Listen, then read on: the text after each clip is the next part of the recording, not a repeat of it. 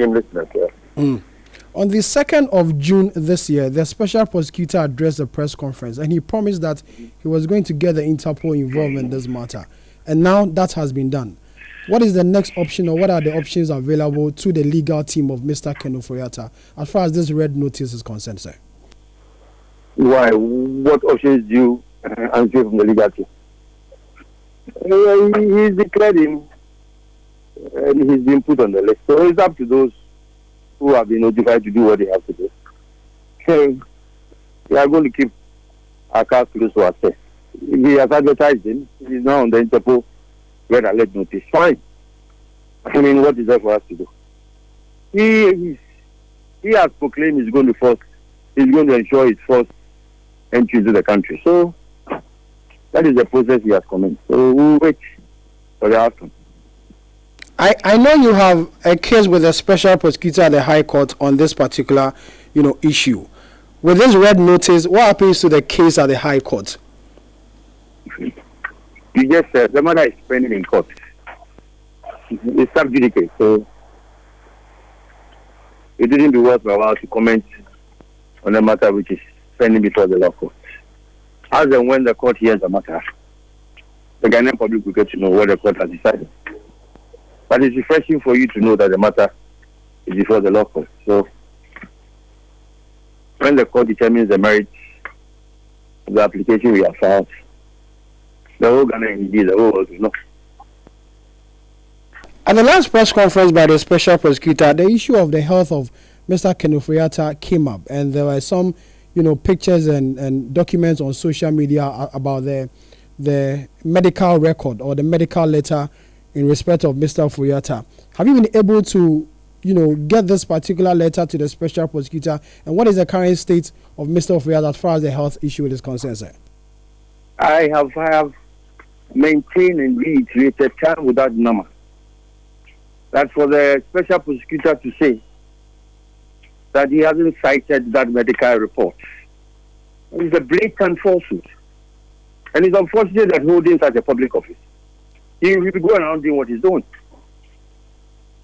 The processes that were filed in court on the 27th of May, and I'm going to say this for the last time, the processes that were filed in court on the 27th of May 2025 pursuant to the application that was heard by the court on the 28th.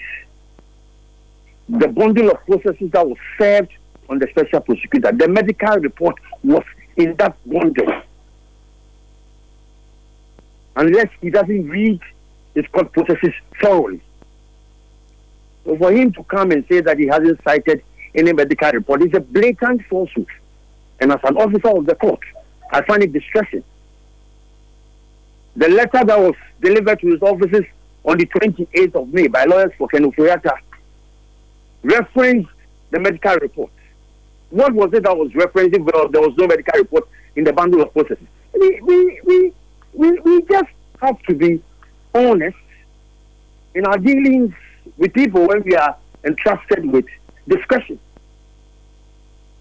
It is only facility ingenious for the office of the special prosecutor to say that it doesn't have a medical report relating to the health of Ken Ofori-Atta. When a medical institution writes and authenticates and certifies that somebody is plagued with an ailment, you, a trained lawyer who is not a medical doctor, would question that. I find it very, very ridiculous and absurd. The special prosecutor said that this particular medical, report was an afterthought. I'm sure you heard this. You've heard this particular pronouncement from the office of the special prosecutor. Does he understand the meaning of the word afterthought? Does he understand the meaning of the word afterthought? What is an afterthought? Ken Ofori-Atta was supposed to be in this country latest by the 30th of May. All right. The correspondence, the letter sent, the extent of correspondence between himself and us, the lawyers, was that Ofori-Atta was to be in this country by the 30th of May. So that the in-person interview will be held on the 2nd of June. between the 14th of May, indeed from March, and from the 14th of May till the 27th of May, when the letter, well, to the 28th when the letter was delivered, and the 27th when the court processes were filed, Ken Ofori-Atta developed some complications in his health status. The lawyers thought, the doctors thought they had to perform a procedure on him. And the procedure that was going to be performed would have rendered his travel a risk. It was that medical report that was sent. And was that medical report that was contained in the bundle of processes filed on the 27th of May. How can that be an afterthought? How can that possibly be an afterthought? The man was supposed to come on the 31st. A medical letter or report is delivered to you on the 27th. A consequential letter is written on the 28th. How can that possibly be an afterthought? It is only someone who doesn't understand the clear meaning of afterthought who will say that. And I'll pray him to consult the Chambers Dictionary for the meaning of the word afterthought. How can this be an afterthought? Do we control our health? Do we as humans control our health? You, Sammy, between now, God forbid, between now and when you sleep, you know what's going to happen to you? In the same way as I talk loudly now, between now and the evening, before I sleep, do I know what's going to happen to me health-wise? Well, he should go around joking with the health status of people because he holds a public office. But we all live by his providence. So are you seeking to live by his providence? Are you seeking to engage Interpol on the back of this, considering the health, stature of Mr. Keno? I will not answer. I will not answer you. Whatever I have to do as a lawyer is between myself and my client. It's privileged and confidential. I will not answer that question. Agreed. Go and ask him. He has activated the process. Let us see what rolls out. Agreed. You think we are sleeping lawyers? We are not sleeping lawyers. Ken Ofori-Atta has fundamental rights, both as law and as a person. And you will not suffer indignity in this shameful manner. We know what to do as lawyers. Mr. Davis, how is Mr. Ofori-Atta, I don't know if you've spoken to him yet, but then how is he responding to this notice? Mr. Ofori-Atta is well. If I say well, not health-wise.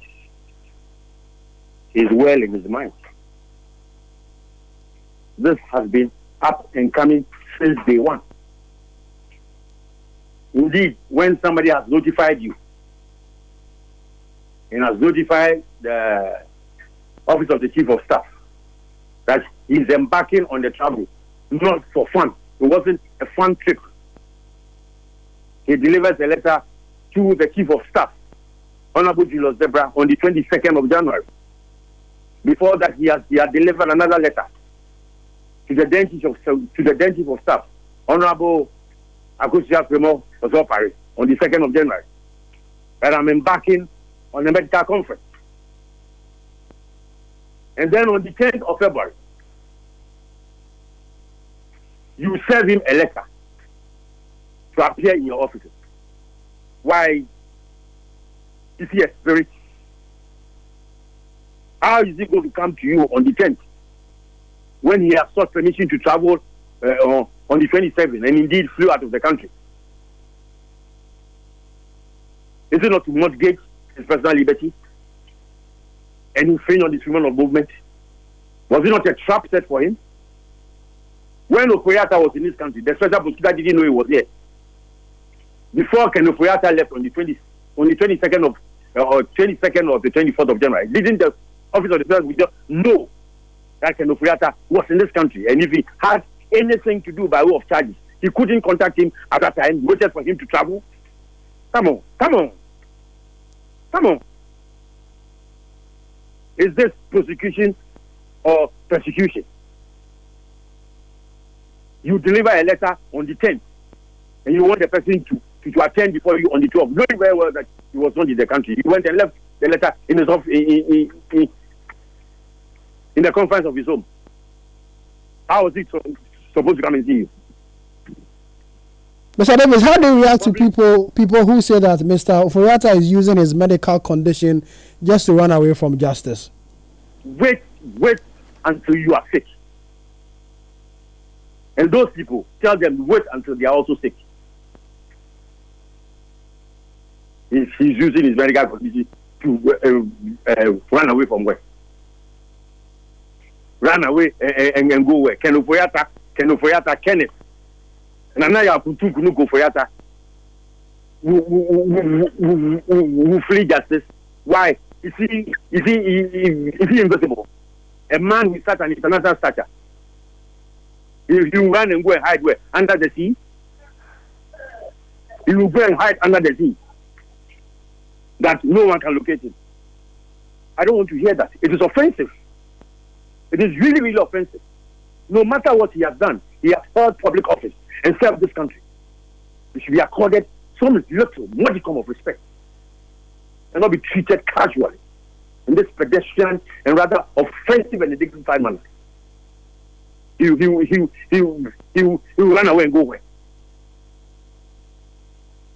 You think the work of a prosecutor is just to be holding press conferences and